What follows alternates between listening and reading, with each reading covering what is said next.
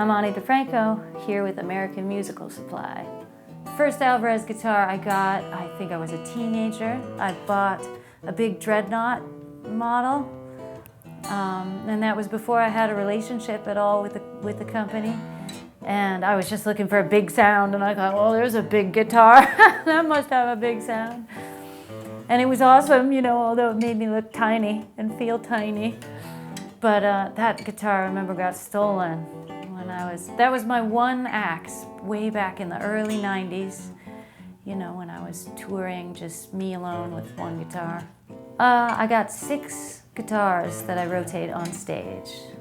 And there's 4 standard acoustic guitars, so to speak. There's a baritone guitar and a tenor guitar that I write on and therefore need, you know, when I'm doing shows. I've got an Alvarez, I think, Weir model. That's one of my main axes. I have a baritone guitar that is my only baritone.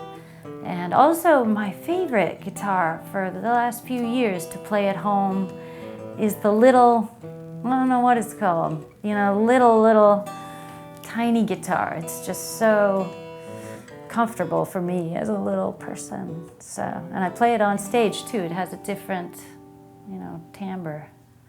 So yeah, I love to do the open tunings, and so that's why I have, you know, 6 different guitars just to get through a show. I would probably have 33 tuning families, and then within those there are little tweaks that, you know, making an open tuning is like squirting, you know, paint on your palette, different ones, different colors, you know, and then what can I make out of this, you know.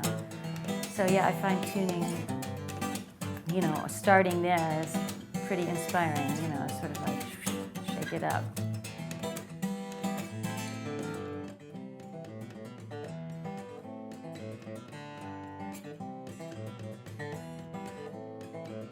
You know, there's just so many people who've given me breaks that have made this indie girl thing possible.